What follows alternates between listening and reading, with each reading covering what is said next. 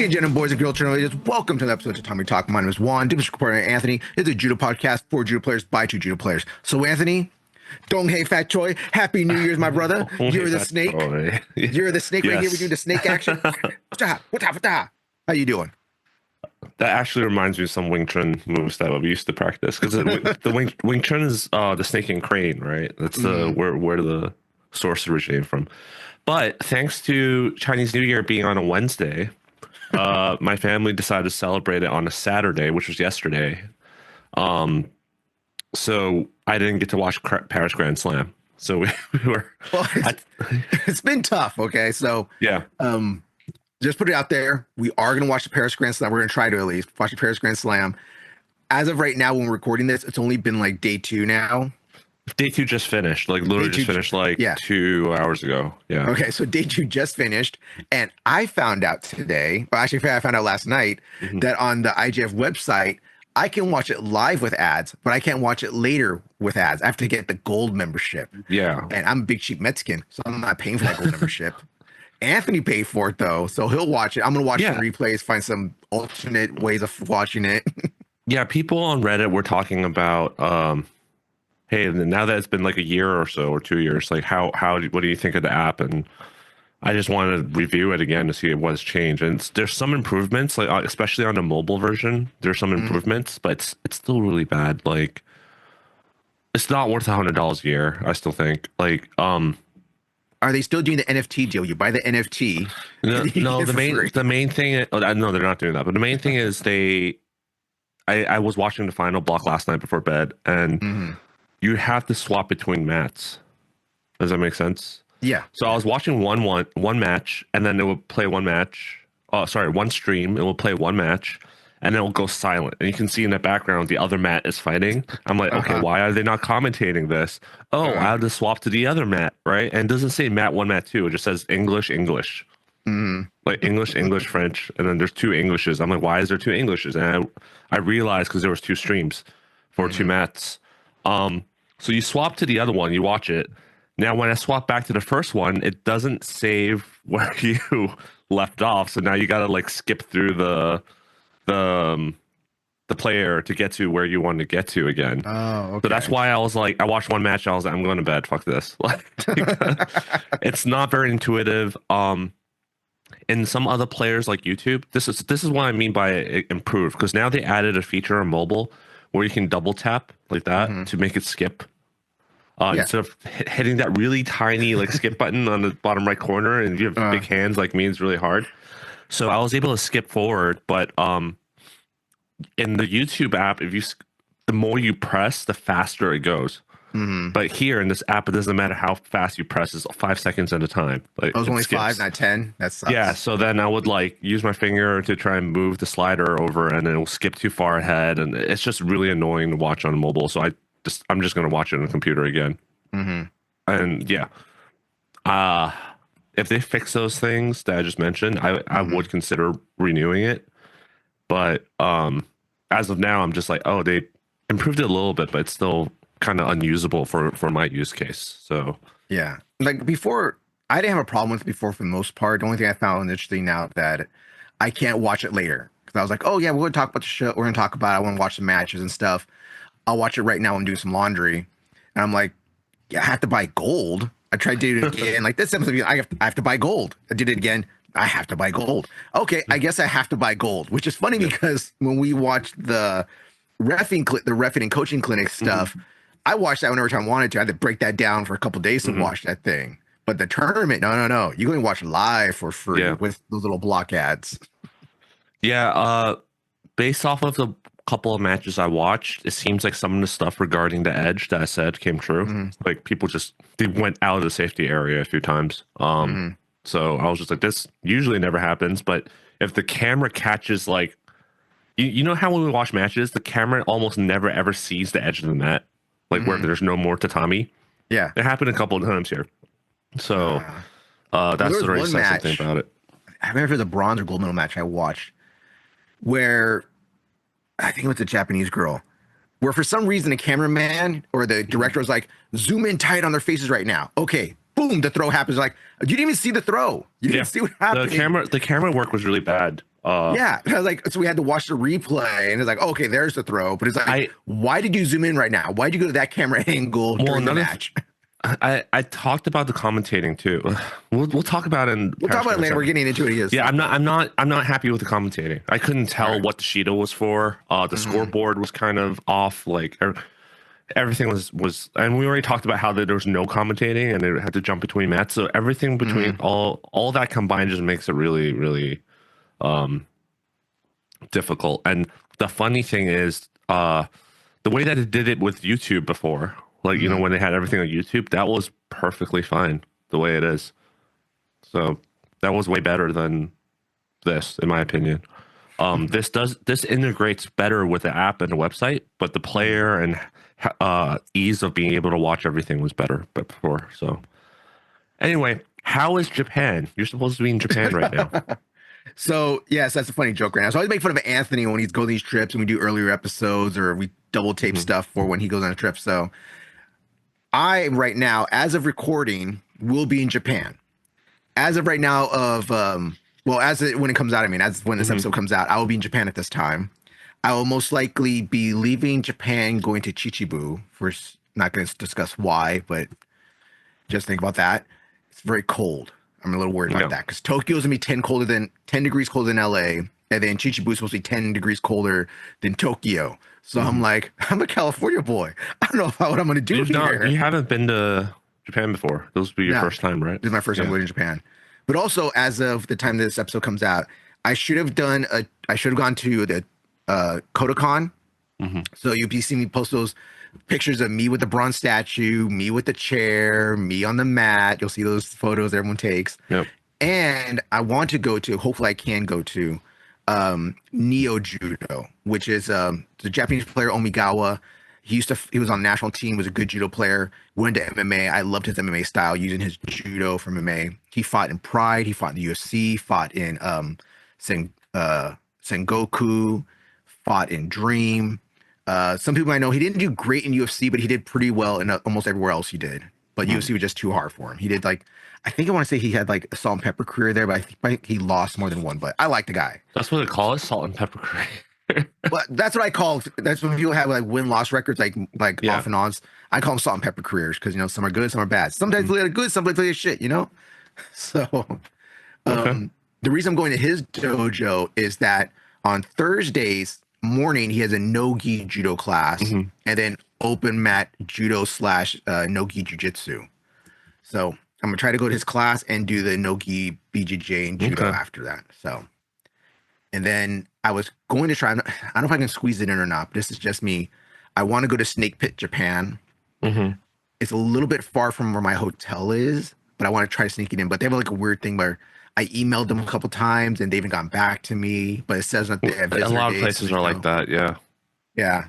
So I might do some catch for some of them out there also. So I'm trying to get at least Did three you have days in. Sensei Moss email for you? Yes. Maybe it's because you wrote in English. So Moss emailed them and they told him, like, I don't know, just because he's Japanese or something. I don't know if he told them my American friend is coming, but they Yeah. told Moss that you can pretty much come to any class Okay. that just come and they're open, and that's what most places have on their bottom website, like not free, but like little $30 mat fee or Yeah. 300 yen mat fee, whatever it is, 3,000 yen I mat think fee. those private places are probably 3,000, but you Yeah, go to some small judo places, they are 300-400 yen. Yeah. yeah. So that's what I'll be doing out there. I'm gonna try to get the Kodokan. I'm going to Neo Judo, and I want to try to go Snake Pit. Okay. Those are the main place I want to go to. All So it right. should be interesting. As long as my Sounds. shoulder holds up and it's still Yeah. attached, I got that insurance. Anthony Oh, hooked me you on got some the insurance insurance I out told there. you, right? Yeah, you got the Yeah. insurance you told me to get, Yeah. just in case. Just in case you need. Yeah. Well, I told you how my friend did an evac on the first day, a helicopter evac on his first day of in Yeah. Japan, right? Well, who's climbing Yeah. Mount Everest? Who's climbing Mount Fuji? Okay, A come lot of on. people climb Mount Fuji. Why would you do that? Doesn't make sense to me. I wouldn't do that. I might go visit it, but I ain't gonna go climb that Yeah. shit. Well, I want to do it, but I've been always worried about my knee. hmm Which is funny because I hurt my knee last week again.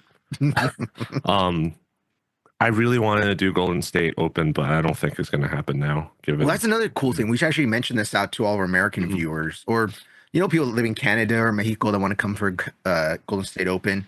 So this year, Golden State Open's already, their registration is already open. All right, pre-reg is already open. Yep. It's going to be what was it, May 3rd, May 2nd, 3rd, and 4th? Was that what the Yeah. days were?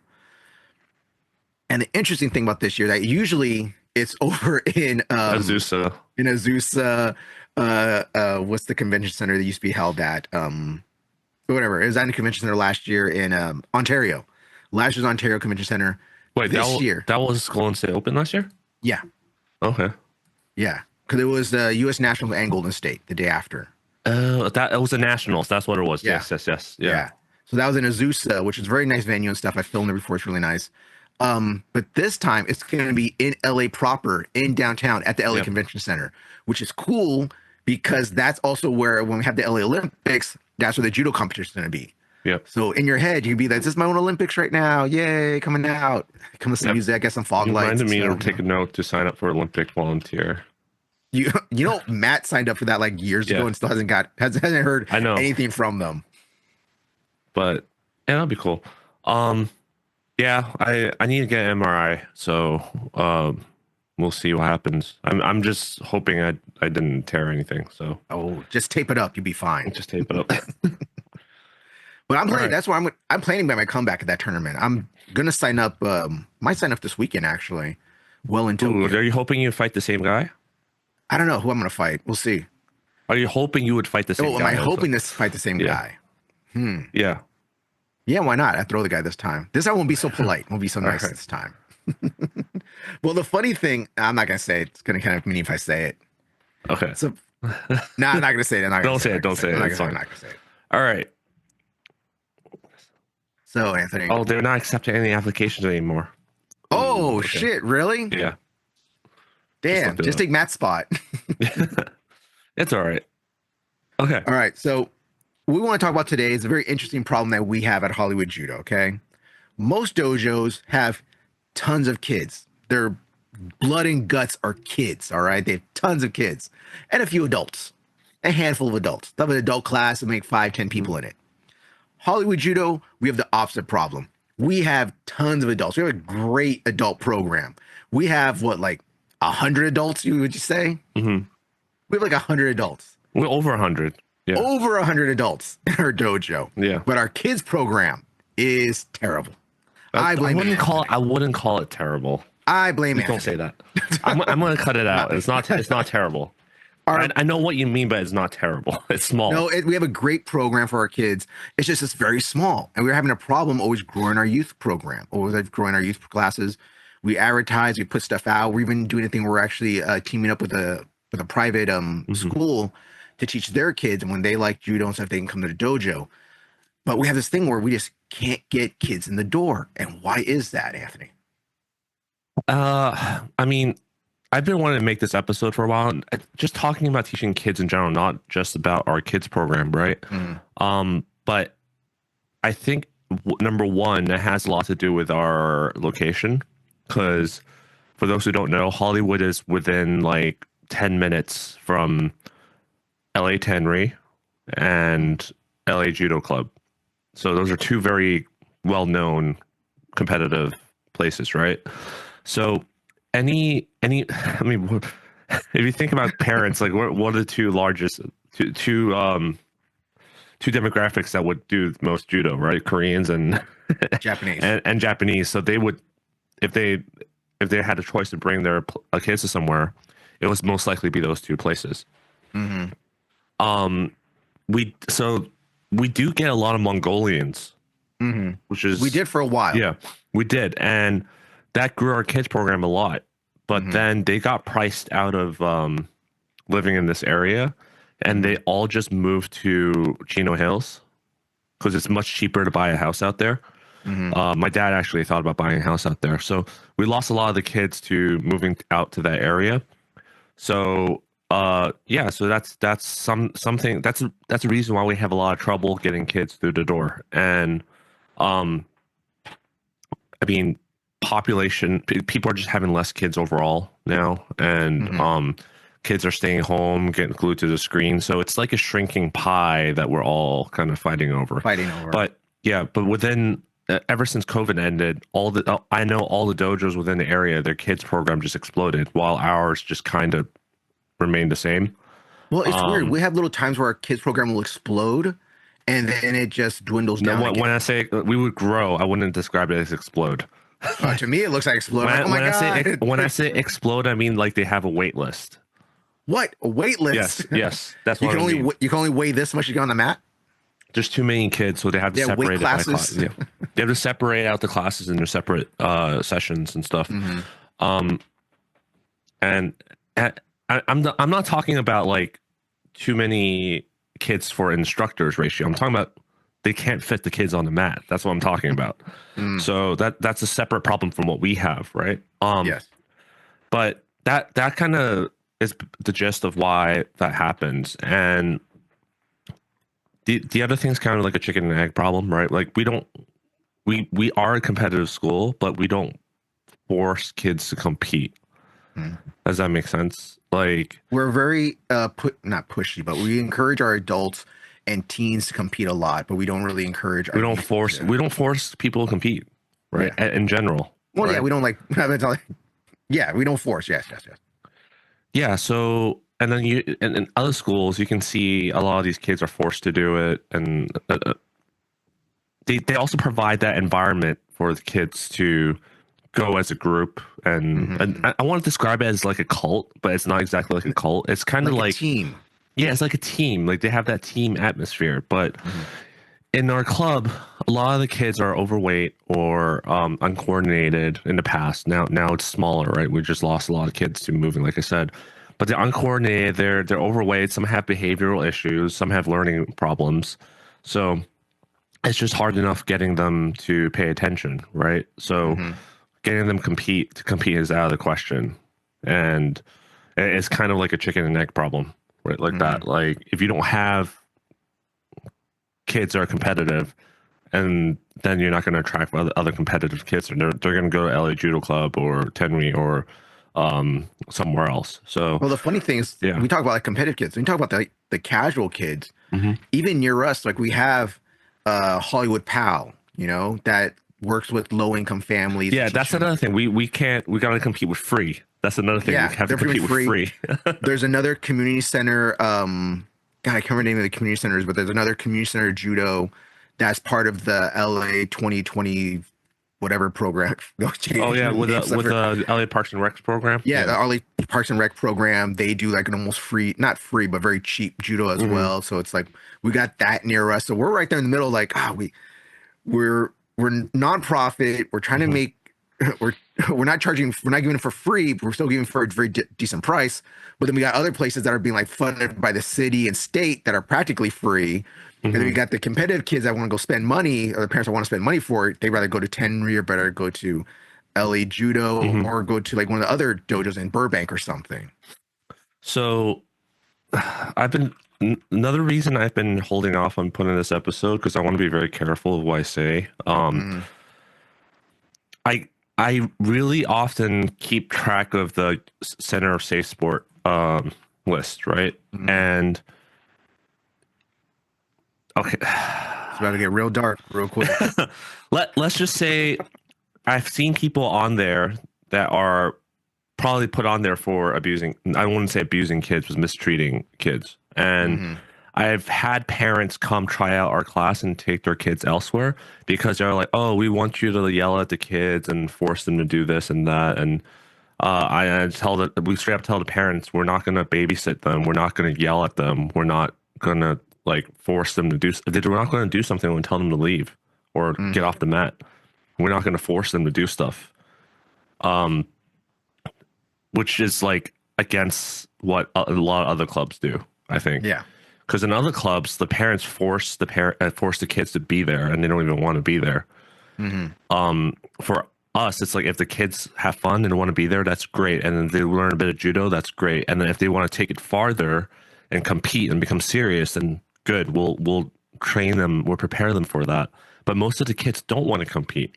We had a kid go sign up for a competition and then start crying in the venue saying he didn't want to compete. So then parents pulled out. Like Hmm. so we tell the parents this, and some of the parents are old school, like, well, the kids will never want to do it unless you force them to do it, and all this. And I think there's a fine line, right? Um, Hmm.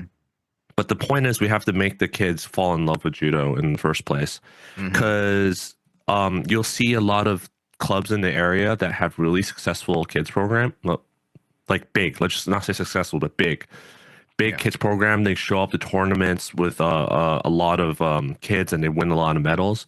And then, like, what, 5, 6, 7 years later, they quit. They get to Hmm. high school, they quit. It's because they're They burn burnt out. out, Yeah. right? A lot of them that don't quit don't make it to the national team. And we talked, I think, I don't want to quote Robert Atkerson here, but I think we talked about this. Like, a lot of them will teach competitive techniques like drops in, nage spams, or all this kind of stuff that will get you medals young and early. But then once you get to a certain level, now you hit a ceiling and you're not getting any better.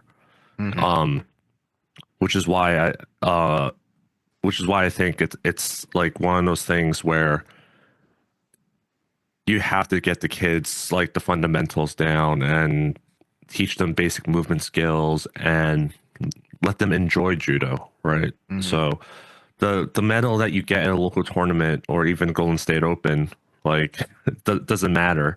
What really matters is senior tournaments in the end. So if you have like 100 and something in your kids program, and like two of them make it to keep training once you pass like 15, then I don't. Do you call that successful? I don't know. I Uh, What was your it, opinion? I don't. I think that's survivorship bias, right? You have like 150 kids, mhm. and two of them continue judo and keep training. Then, Well, it's one of the things that we used like, to have a problem with when I was teaching karate is that we would give out like a junior black belt. You would have to be like a mhm, minimum like 15 or 16 yeah, to test for your junior black belt. And we tell them like this is a junior black belt. It's not a black belt. If you continue to your 18, then it becomes a black belt. And when you test for your second dan, then that would be like a regular black belt. So I would see so many kids, teens, what do you want to call them, that once they got their junior black belt, hmm, they would fall off. they'll They quit. would Yeah, have that drive to get that black belt, but then as soon as they well, get it, that's they what think happens when that's you use the belt as a carrot, right? yeah. They would think that I know everything. I'm not going to learn anything else. If they're not going to go compete or learn how to teach or just Hmm. have the love of the game or want to learn new techniques, they think, what can I learn after that? And it's kind of like that with judo, I think, with some of these kids. Like, well, I've already been a 5-time national champion by the time I'm 10. What Yeah, else do I have to do? yeah. Even though we lost a lot of kids to like moving or school or something, like Hmm. we I keep in touch with either the parents or the sensei that I sent or recommended them to, because when a lot of the Mongolian kids moved out to Chino Hills, they're like, "Oh, where can we go? Where do you recommend we go to judo?" And I recommended them to a place, and I still talk to that sensei. Hmm. So that sensei got a lot of our kids. So the way I see it is, even though we have a small kids program, if we get like 40% of the kids to keep doing judo after they leave or after they grow up, I think that's really good. Hmm. Whether they're good at judo or not, that's a separate question, right? But not everyone wants to compete or be in a national team or anything. Well, But well, our teens, our kids or preteens that start around like that age have pretty much stayed with us for the most part. We haven't had a huge mhm, dropout rate with our teens. They pretty much stayed with us for the most part until they go off to school and stuff. But our best ones, we had one of our kids uh, during the pandemic. His parents didn't like the way they were training and stuff, so they moved him mhm. somewhere else. And he's gone to be on part of the national team and stuff. Would you consider him a success? Yeah, we got, Yeah, but I think he's an outlier because he yeah. already said he loves judo and everything. Um, yeah, I'm not going to talk into what I think about his judo, but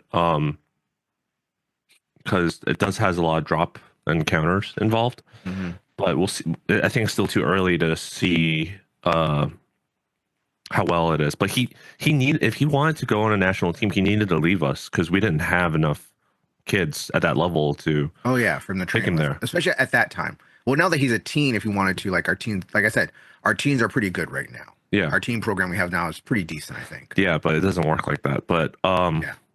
yeah. So I just think that that's kind of where our kids program is at, and I think when you open a judo club or start a kids program, you have a decision to make, especially if you're nonprofit and you don't have the resources to cater to all types of kids like Jimmy Pedro does. Um, then you need to decide, am I going to be a competitive program? Like this is the kind of hard training we're going to do. If your parents take you here, you're going to do this. I don't care, basically, kind of thing. Like, and if you quit, then you quit. I don't care. We're trying to produce medals. Either that, or you create a club where you just try to get people to enjoy judo. And then for those who want to compete, then you take them to another level. So I think that's where we have to talk about the difference. So, and also for you, no, okay, go ahead. well, yeah, a lot of the stuff I see in certain places, I'm not going to name where. It's not in California.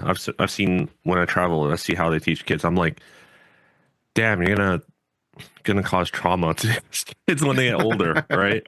And then that's when you hear people say like, "Oh, kids these days are too soft and blah blah blah blah blah." And I'm not going to get into that, but there's a lot of research behind like the kind of long term effects it can have on kids that way. So. I don't know. I grew up wrestling, getting yelled at and picked on and stuff. And I turned Yeah, out you don't great, want to grow up didn't like you want. Don't want to grow up like one. I turned out totally fine, which is funny because we talked about that, and I do have a very sensitive side when it comes to kids and stuff. It's funny, people will ask why is Sensei One always so nice and encouraging when it comes to the kids, but then when they turn to teenagers, it's about breaking them down to build them back up. But when I was going to start doing judo in LA, I visited some dojos, and one of the dojos I wanted to go visit is a very popular dojo, very big and stuff now. You know, did really well. But the way that this instructor was treating this kid, and it was like a mixed class, like there was like all kinds, like adults, kids, teenagers in this class. The way this instructor was teaching this kid, I was like, I'm gonna get on the mat right now and do something. I had to leave this place because I do not like seeing kids get picked on. This is just me personally, getting picked on, yelled at, and being like, I just see like I don't want to see kids crying on the mat because of pain, you know? If a kid cries because like they can't do something like a little emotional stuff, you can handle that. But I don't want a kid being like he's being like dragged across the mat and crying. And yeah, that's how you get the Taiwan thing happen. Yeah, like the kid I got, died. and that's kind of like what I saw, and I was like, I do not like this. I do not like this dojo. I'm not going to train here. You know? I mean, I see in jiu-jitsu too. Like some of the more serious jiu-jitsu places that I visited, they were like kind of like, hey, there's a difference between an owie and an injury. And I'm like, yeah, I get that, right? But the owie that they're talking about is the kid's head bouncing off the mat over and over again. I'm just like, that's a concussion. That's not an owie. Yeah. So well, I know I say that because that's my wrestling coach used to say to us all the time, and I feel like there's a second half to that a lot of people don't know or people would forget. Is it an owie or an injury? But coach, what's the difference between an owie and injury? An owie you can kill practice. An injury, we're going to the hospital. Which one is it? Well, concussions where would that fall? You're not going to go to the hospital for that. Sometimes you should. I think you should. You should, but not. But if you hit your head, then and you need to sit out. If I see someone's head bounce off the mat, that's an injury. All right. Yep. If I see someone get the wind knocked out of them, that's a little owie. Catch your breath and keep going. But again, that's me. What if you didn't see it? Is what I'm saying. And the kid comes up to you. If you didn't see the head bounce off the mat, don't give that look. I will take your knee out. If you didn't see the head bounce off the mat, it's like, and the kid's like, I my head hurts. Then how do you like? And that's happened. We have kids say that. Yeah. If when I substitute teach for your class sometimes and stuff, if a kid, like I know a kid one time was totally lying to me, being that I'm hurt, everything doesn't matter. It's like, okay, I'm not going to force you to do stuff. Okay. There are certain lines where you know, like which kids you can push a little bit to make them better. And some that just want to stop. And one of them used a thing like, oh, I hurt myself, went to go talk to his mom, came back and literally lied to me and said, my mom said we had to go. Yeah. And I was like, so I walked with him to his mom. I was like, so he said you said that you guys have to go. And she looked at me like, okay, let's go. So I think that's another thing that a lot of times the instructors try to get the parents not involved. It's kind of which is, we talked about it with Jonas, right? How he doesn't let the parents in, which is a good thing. Like they shouldn't be coaching over the coach because Um, one of the really one of the things that annoy me a lot is that I want the kids to struggle and figure Mhm. things out, but Yeah, the you want them to grow. but the parents would be like, trip them. Also, Togati, grab him there. I'm like, okay, now the kid is looking at you for instruction, and they're Mhm. not trying to solve the problem themselves. So that's the thing that's annoying, and I get why you block the parents out. But then where the parents should step in is when they have a behavioral problem like that. Like we said, like they lie, they always pretend they're like we have a kid in our class that always pretends he doesn't know what's going on, and he just kind of stalls, hoping you would like say, okay, just stop. And I Uh-huh. would just stand there. I'll pause the whole class and make the whole class wait for him to do the whole Mhm. thing. Um, but that's the kind of stuff that you have to talk to the parents. And I talked to the parents for that kid, and he's just kind of like, I don't know what I can do. I'm just like, and if you need to work with the parents to resolve those kind of behavioral issues, and if it doesn't Mhm. work, then you would have to make a choice of like, do you just tell the kid to leave because it's a waste of time for both of you? Because the Mhm. kid clearly doesn't want to do judo at that point. If they're faking all this stuff, then Mhm. um, they might be better off. It's fine. It's like there's so many other sports out there. The kid's gonna pick something up, right? And that's true. When a kid is younger, like I guess most American kids do baseball and soccer and try judo or Yeah. taekwondo, and they put them in a bunch of martial arts. They're going to figure out one of them. You're going to figure out whether your child is good at martial arts or good at team sports or maybe not good at that. Maybe they're good at video games, which I know a lot of more parents are more open to that now with their kids being Well, good at video video game's not a games. sport, so Yeah. Oh, esports isn't a game. You know how yeah, much money those guys make? it's not a sport though. I'm gonna say Oh, it's not a sport. is chess a sport? No, sorry. Oh my God. Is darts a sport? No, I Oh, think you can okay. have a Anybody? competition, but I don't think it's a sport. How about poker? So when you say sport, I think about like, especially in a kid's context, I think about like physical education. Like, Hmm. what can you do in a PE class? Not going to play darts. You're not going to play chess. All right.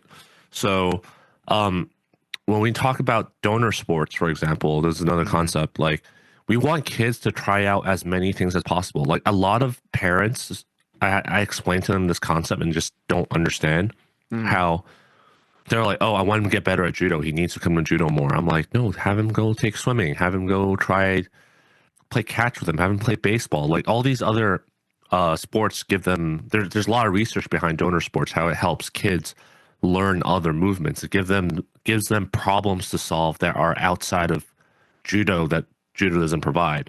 Hmm. So it helps them develop that problem solving skills for their body on how to jump, how to flip, how to take in the sensory information out there in the environment and make the correct decisions for the most ideal movement. Hmm. So all that kind of stuff is really important, and parents don't get this. And they've done studies where they've shown early specialization does little to nothing in improving kids' performance. Hmm. Um, Interesting.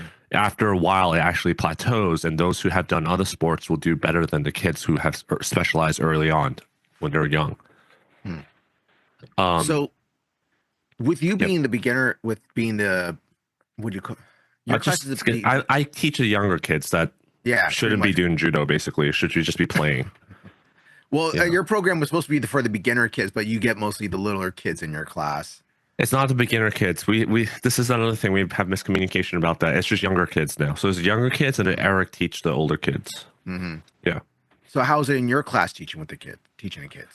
Uh, yeah. The struggle is basically what I said. It's the parents are usually the problem, Mm-hmm. not the kids. The kids don't know anything. If there's just like if there's a misbehaving kid on the street, it's the parents' problems, not the kid's problem.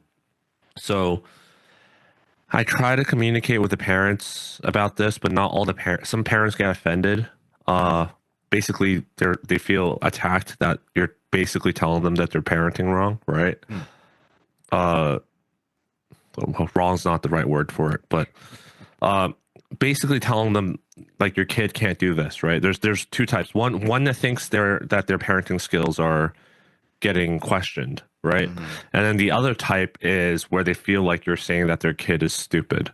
or that they have a learning disability or something. And sometimes, because I'll be like, hey, you might want to take your kid to go see like a psychologist or something, because there's certain things that I feel like are off here, right? Hmm. Um, and then there are the other ones where you can clearly see there's some sort of domestic violence happening um, in the household. That's the third Hmm. type, I guess. So you, as coaches, you have to look out for stuff like this. And a lot of instructors out there just kind of like block it out, and they're just going to like, it's so much easier to just say, do chikomis, do this, play do randori, right? But then you have to looking out for the child's behaviors, and if they don't listen in class, it's like, why aren't they listening? You know, Hmm. like we have one kid who is clearly on the spectrum. Um, might have Tourette's actually, because he blurts out random stuff. Really?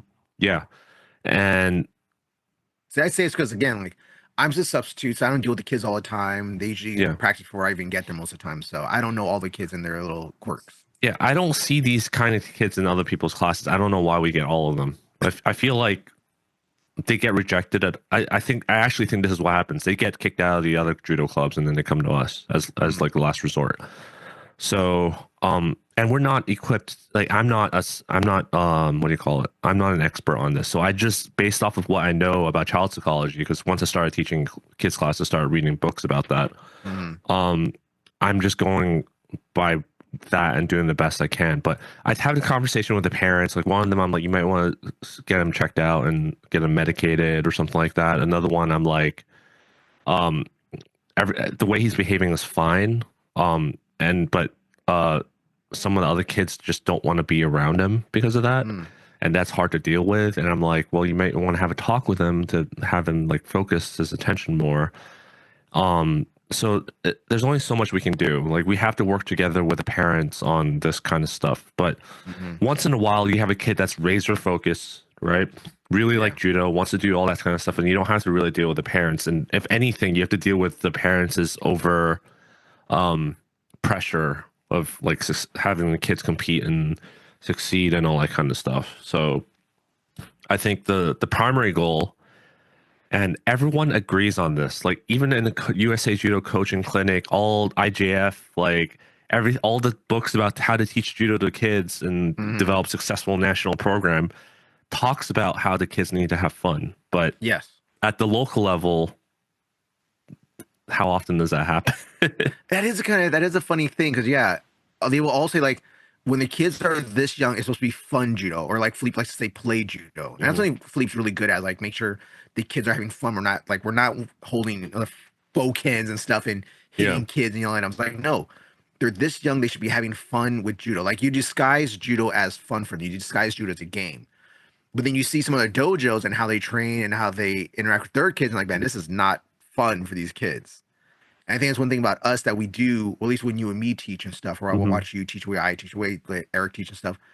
We try to keep it still fun for the kids. And we literally do have Yeah. some parents that, like you said, that will be like, could you yell at my kid more? Or can you make it more strict? Or should they do more rondori or more hard rondori? It's like, Yeah. they're a It's little like young these for that. kids can't, well, to me, it's like if your kid can't tie their belt and Oh my God.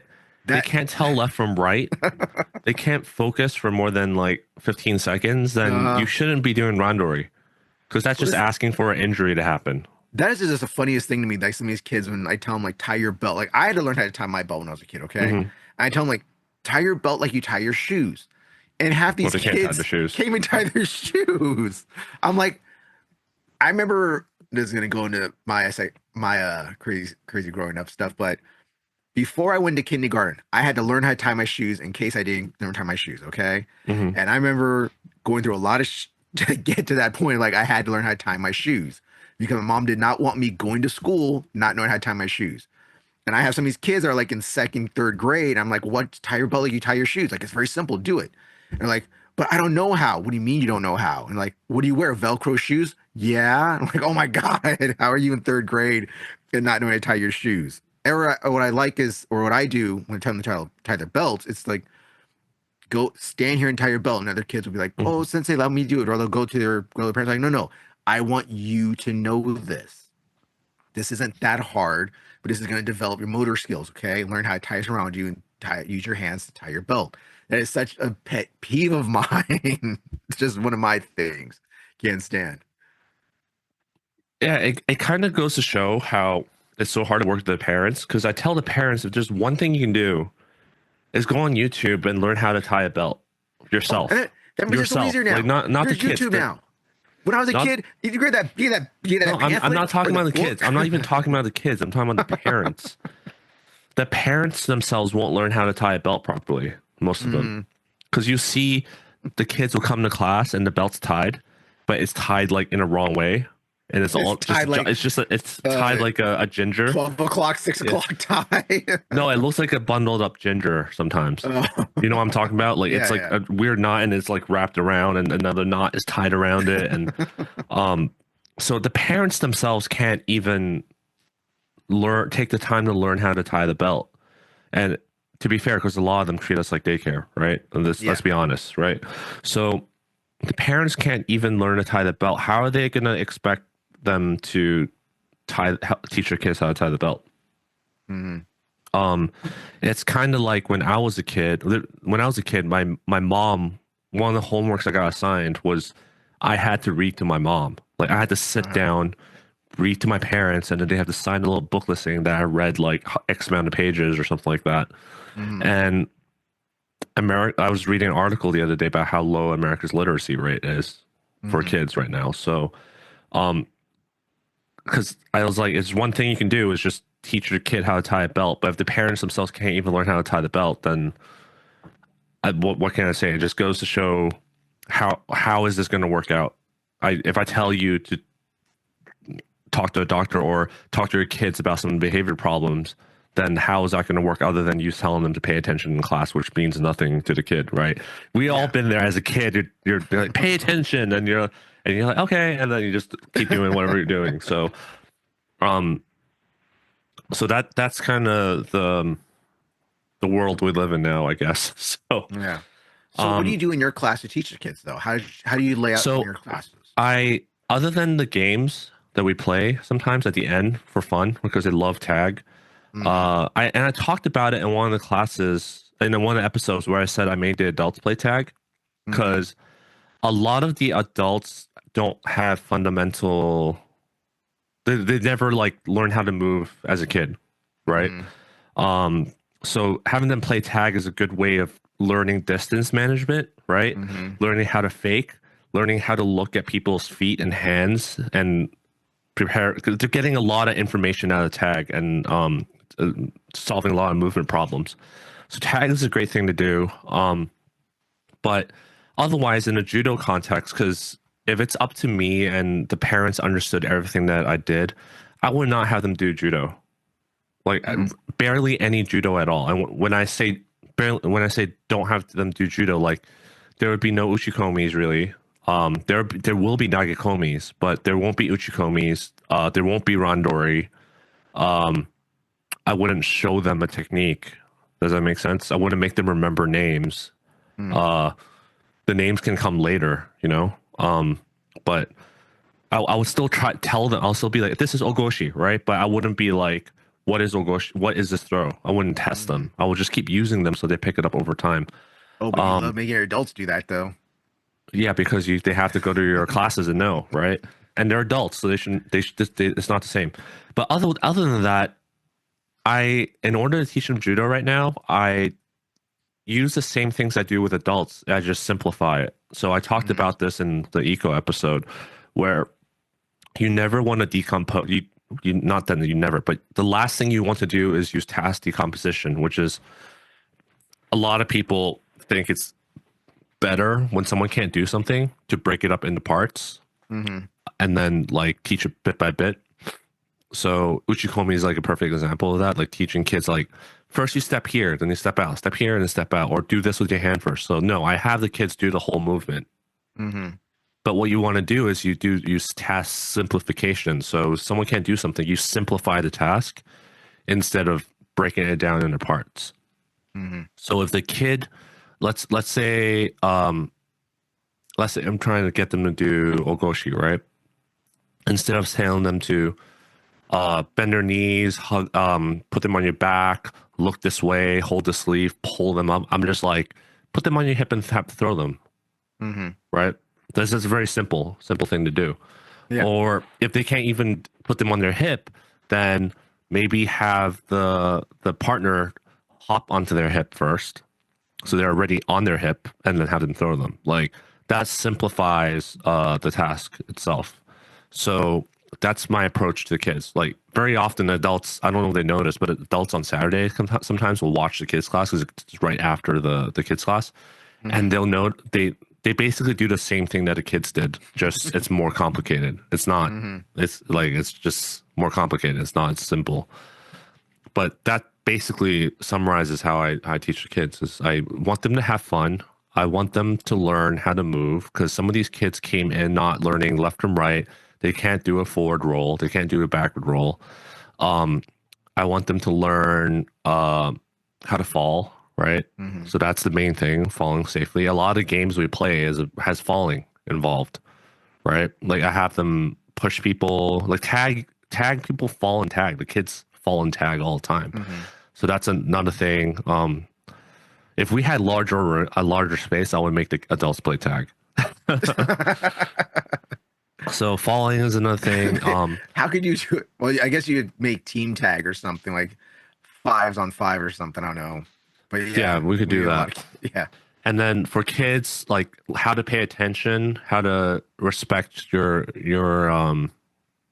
classmates, because a lot of Mm-hmm. there's always bullying going on. I see. Mm-hmm. Um, there's always at least one case of bullying. There's people not respecting other people's spaces and just like uh punching people, pushing people. So Mm-hmm.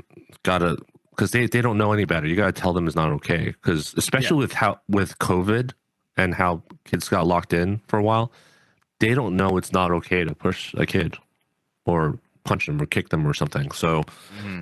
gotta show them that. And on the other end of the spectrum, we have some kids that were taught not to touch people if they're not to touch people if they without permission. Don't punch people. Don't do this. So when they do randori or whatever the games that we play, they're very timid. They're Mm-hmm. like, "Oh, my dad told me not to touch people in the face." I'm like, "Well, you gotta know the difference between when it's okay and when it's not, right?" Mm-hmm. So I have a lot of games where I get kids to get used to this uncomfortable position where people are invading on their space, basically, Mm-hmm. and I have given them a goal of invading other people's space, Mm-hmm. and because the kid would come up and be like, he hit me in the face," and I was like, I saw it happen. He touched your face. He didn't hit you in the face. So Uh-huh. getting all this is all like fundamental stuff, beginner stuff that the kids can develop. And I guess a lot of people just think in Randori you would just learn the hard way. All Well, just right. one thing, But just fight and fight and fight. Just have them fight. They'll learn from there. Just keep them fighting. They'll learn from there. I think that's how you can make them quit. Yeah. Right. So and the last part, this is the last thing I have, and then you can give me your thoughts, is people forget that Kano created judo as an educational tool and intended it to be done in class in school. So I think I'm getting sick again.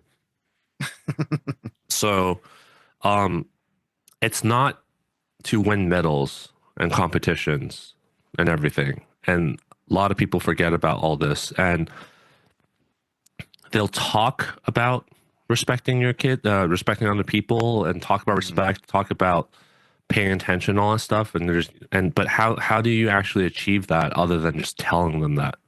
Mhm. The main thing, right? Um, like respecting people's space. That's like Mhm. playing the games kind of shows why it's not why you don't want to do it unless it's consensual, right? Mhm. Um, doing certain games where uh, there's a chance of getting hurt, right? And they take a hard fall or something. And now they know, oh, I shouldn't do that to other people because I can seriously hurt them. So Mhm. how do you demonstrate all these principles to the kids so that they understand? Instead of just yelling at them what respect is and talking for like half an hour, which I have seen some old senseis. I'm not going to name which. Yeah, I think you know who I'm talking about. But I went to I went to this seminar. Let's just say call a seminar, right? And I Uh-huh. stayed for the kids class afterwards. And the sensei literally pulled out uh, A a chart or what? projector a Oh, a projector and projector. showed a slideshow with some YouTube videos about Uh, like center of gravity and respect and all this stuff. I'm like, the kids have no idea what the hell you're talking about. So well, I'm that's surprised that they had YouTube videos. I thought they would be those old school. This might being too old for you. When I was in elementary school, they had these projectors where they'll put the tape on, and every time the tape would beep, you would turn the yeah. slide. I'm surprised it's one of those ones. I don't know. I think just telling people these kind of values don't work. You have to like put them into practice somehow. So Mhm. um yeah, and not yelling at the kids is one way I show these kids that. Like I never yell at them. Like Mhm. the kids mirror what adults do.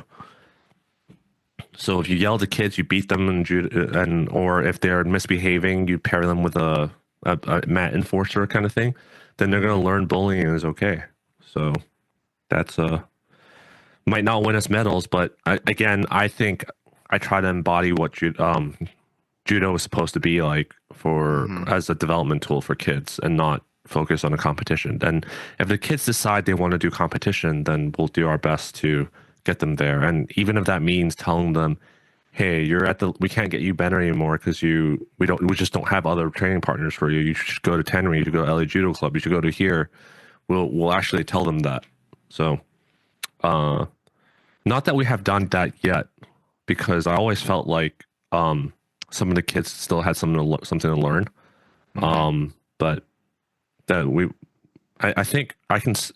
We I know Philippe says can agree. I'm gonna put words in his mouth here, but Oh no. we would do that with everyone. Like if we believe we can't get them better, we would tell them to go elsewhere. So Yeah. So, what do you think we could do to grow our youth judo program? Because we tried advertisement, word of mouth worked for a little while for us. We're now doing this program with this private school to get students in and stuff. What can we do to make more youths come to our program? you're making me go in the spot because now you're talking about dojo politics. Oh, Let's just say in program. general how if other people are having trouble retaining kids, which Mm-hmm. rarely happens, because if you can't retain kids, something's wrong. Yeah. Because here's a clientele where the parents are forced. Most of the time, the parents have no idea what good judo is, and Mm-hmm. they're forcing their them to be your customers, basically. You can be like the worst teacher and the parents will still pay money for you to babysit their brats and get a belt, basically. Mm-hmm. So if you can't retain kids, then there's a problem. Yeah. Or you could be like us, where they want to be competitive, and we're just like, your kid doesn't want to be competitive. I'm not going to force them to be competitive. So Mm-hmm. Yeah, we're in quite a pickle right now, I think. We gotta figure out um what to do. yeah, so I think some things you can do is, again, to get the parents involved. Like we recapped it. Get the parents Mm-hmm. involved as part of the conversation. And when I say involved, you gotta make it very clear to them. Involvement doesn't mean coaching them. Like Mm-hmm. especially, I've had some parents coach their kids at home, and I'm not gonna name who. There's a teen in our class that clearly doesn't like judo anymore because the dad was pushing like every single time. I don't see him for a while. I'm like, why are you moving like that? And then you weren't moving like this before the break. And he was like, and I asked the dad, I'm like, are you having him do Uchikomi bands at home? And he's like, yeah, for every hour that he watches YouTube, I make him do an hour of this. And I was like, okay, that's why he moves like that. And it's like, that's how you burn your kid out. If they're not into judo and you make them do stuff, then that happens, right? Yeah. Um, so work with the parents, make the kids class fun. And then if you don't want to make them fun, then at least make them stimulating, right? Like not make them do 100 uchikomis. Like that's not stimulating. So it might be stimulating the first time, but if you make them do it like twice a week, then it's no longer stimulating. 100 Shikomis is never stimulating. I don't Yeah, care and what you then the say. last thing is like safety, right? Because we did get some transfers from certain judo clubs where they were more competitive, and the parents were like, I worry about my kid, that's why I moved him here, because he was just being used as a throwing dummy by like the more competitive kids. Mm-hmm. His head's smacking onto the ground all the time. And I think, and we talked about this in a previous episode, where there's like lack of concern for head trauma. in kids judo, like especially competition. Mhm. So, um, yeah, Robert Erickson talked about that too. So, Yeah. So you think we should ask any fans if they have suggestions for what we can do to grow our class? I mean, there's always the marketing too, right? Yeah. Which we're not doing a really good job of, and that's just the reality of it. And um, yeah, which is why I talked about it, which is why I'm really proud of our adults program, because Mhm. here are people that are willingly deciding to come here 3, 4, 5, 6 times a week. They're not being forced by someone to come here. Mhm. Versus having like a huge kids program, like congratulations, you just convince someone to force someone to come here. Like, Well, you don't know. These so kids could love judo. It's not always being forced. there are kids that love judo, and there are Mhm. kids that enjoy judo because there's a lot of friends, and that I think that's what we're missing is Mhm. we don't have the critical mass to create that kind of culture yet. And it's kind of like the women's program too, right? Like women come and then because there aren't enough women, they leave.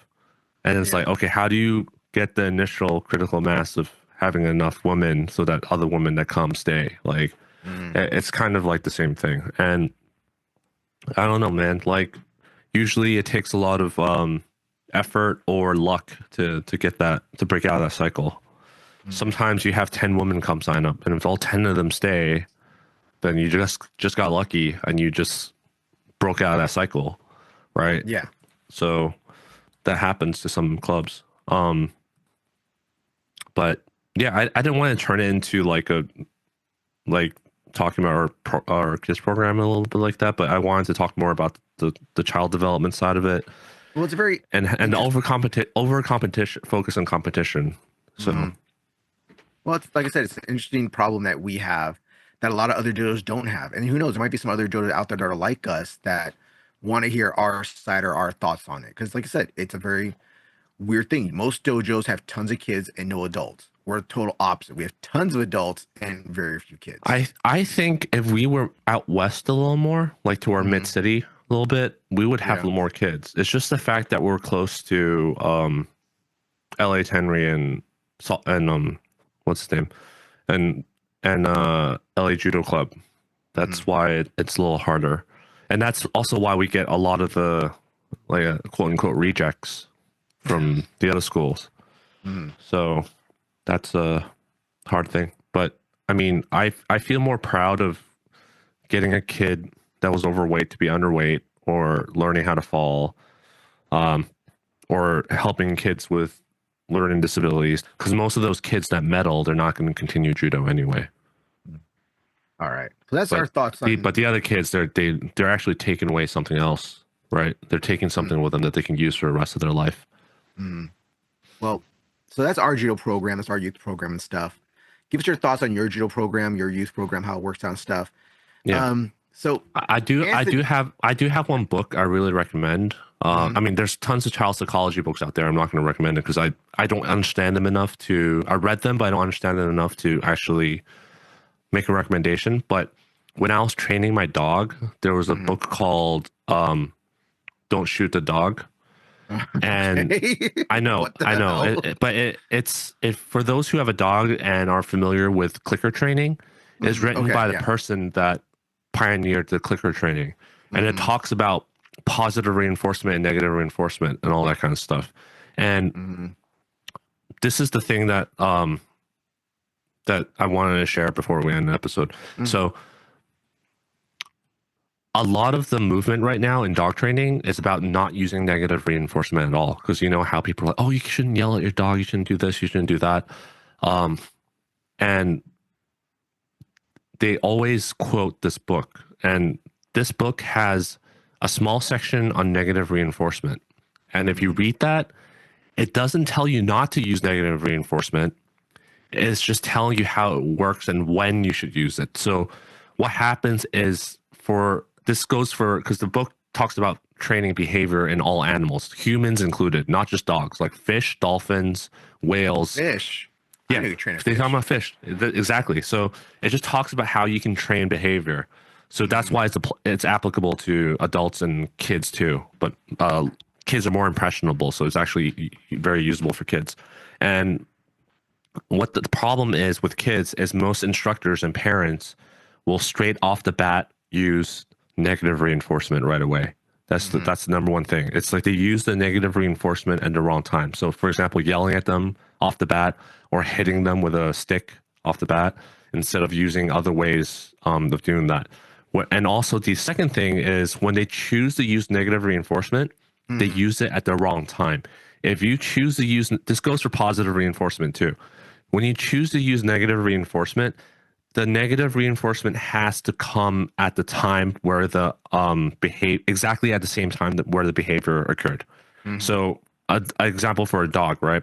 If while I was gone, he chewed up all my cables, and I came home and I yelled at him. I pointed at the cables and yelled at him, and hit my dog or whatever. Like, I don't hit my dog, but He didn't hit his dog, people. Okay, he yeah. didn't. He So loves dogs. so I yell at him or whatever, right? Then it's not gonna work because it's already been past that time where he chewed on the cable.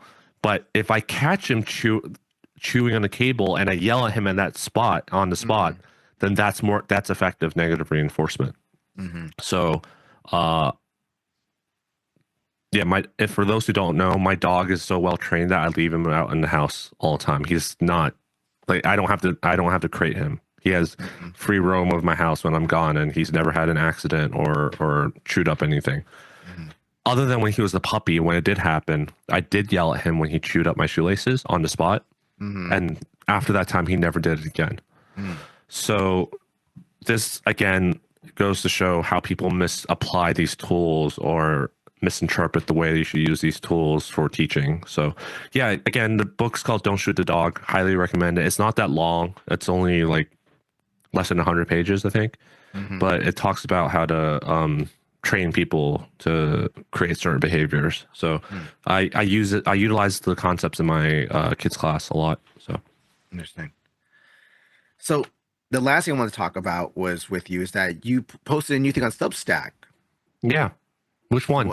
How's that going? Well, you posted a new your Ukemi video on Substack. Yeah, so for those who forgot, Substack, I've been trying to find a way to gate content behind a subscription, like a free subscription. I just wanted people to provide an email address and then subscribe, basically.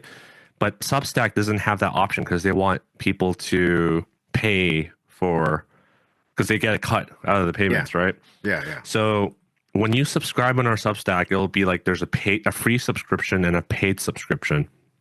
You will only see the posts on the Ukemi series that I made if you do the paid subscription. But the paid subscription is free. It doesn't say that, but it's actually free. Okay. It's $0.00. So you actually have to select paid subscription, but it's free.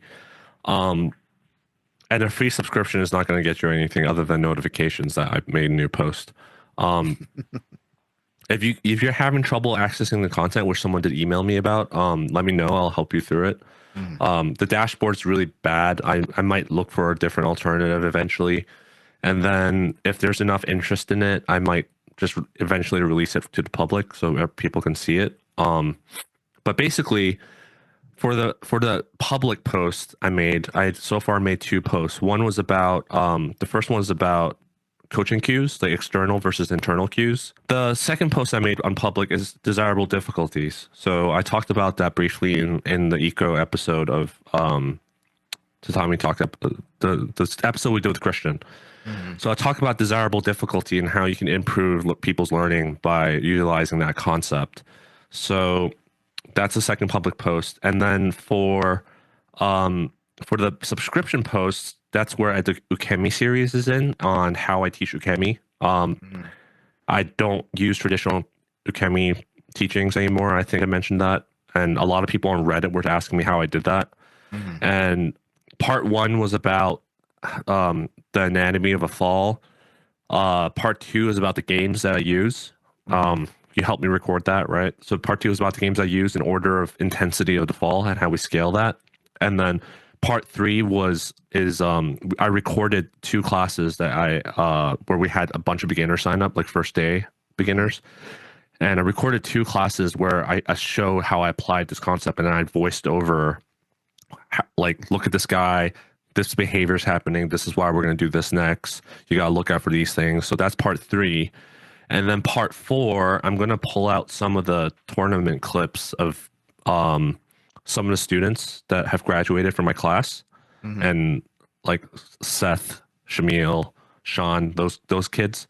Like, I'm going to pull out some of those in-house tournaments and tournament clips that I have of them, not as an example of this is how good you can get, because that's not the point of my class. It's the fact that these guys learn judo this way and they're not getting hurt. They know how to fall, and they can do randori, and they can compete. So that is going to be part 4. And since I feel like I'm getting sick, that I'm probably going to work on it this week.